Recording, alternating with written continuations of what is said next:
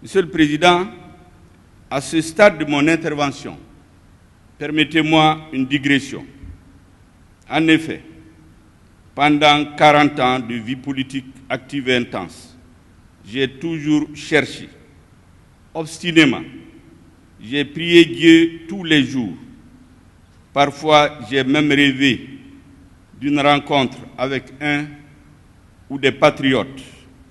avec qui nous pourrions cheminer ensemble un moment pour réaliser les grandes choses pour le Mali, mon pays qui m'a tout donné, fils de paysans qui, pendant près d'une décennie, marchait tous les jours à pied, plus de 25 km aller-retour, pour pouvoir fréquenter assidûment l'école de la République, parfois sans avoir de quoi se nourrir quand les cantines scolaires n'étaient pas approvisionnées. Ce rêve de plus de 40 ans s'est réalisé en partie le 7 juin 2021, lorsque vous m'avez gratifié de votre confiance en me nommant Premier ministre-chef du gouvernement. Ce jour-là, Monsieur le Président, en sortant de votre bureau, je sentais le poids de la charge que vous venez de poser sur mes frêles épaules.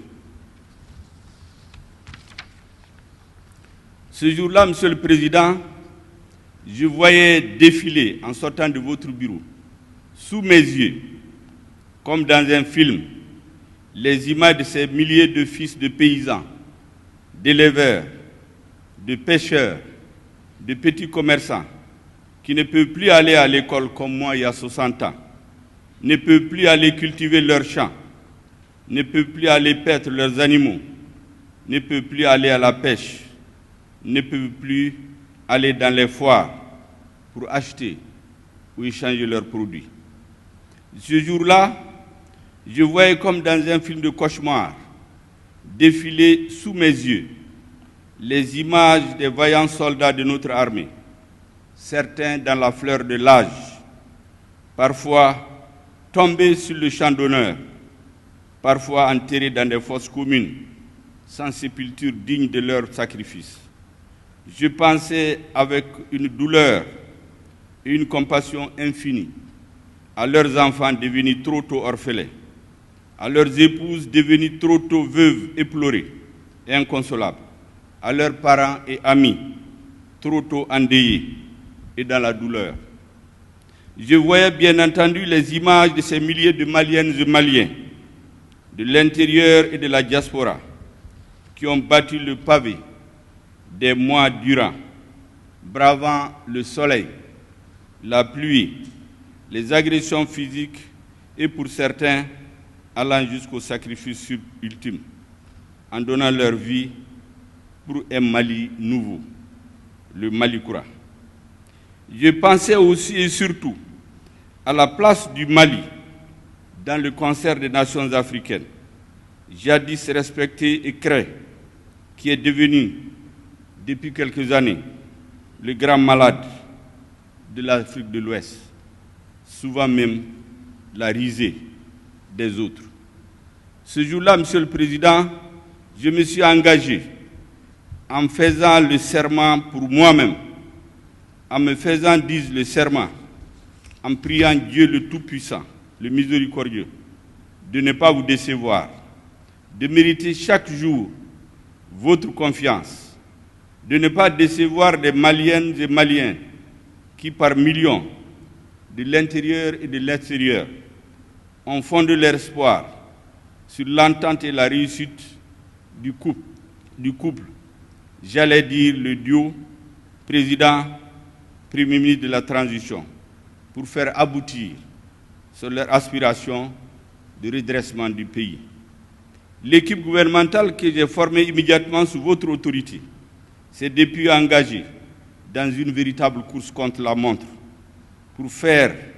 face aux multiples et variables défis et difficultés qui assaillent notre peuple, meurtri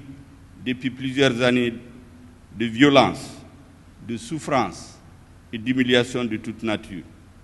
Pour réussir cette mission, je voudrais, avec votre autorisation, Monsieur le Président, saluer ici, devant vous,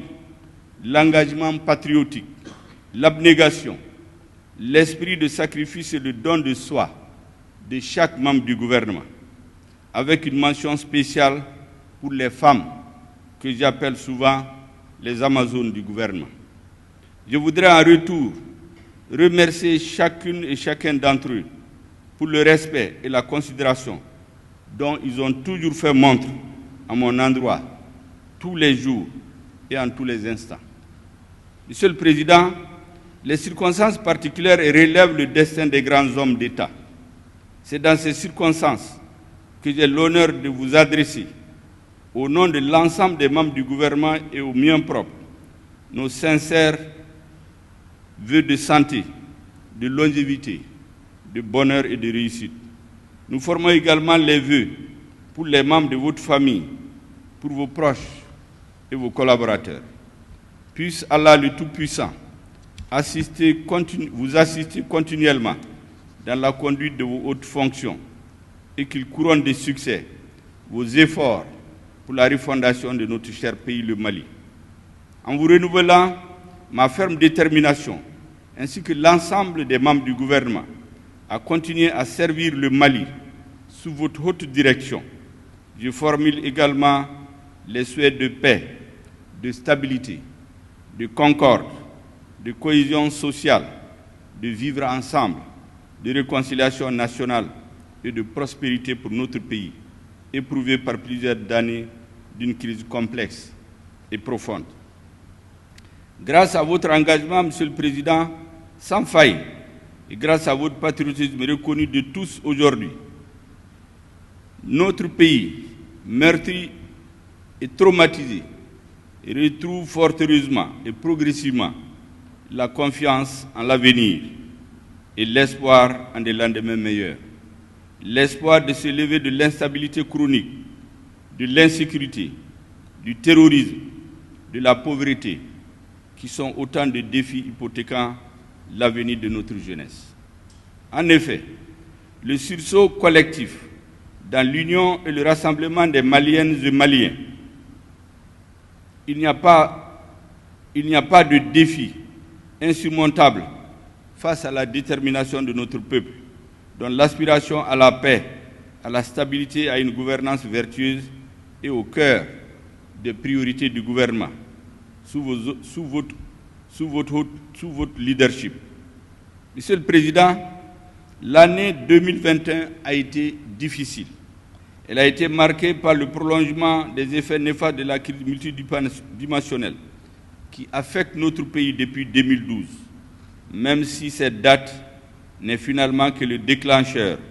d'un malaise profond et d'un déficit de gouvernance remontant à plus loin.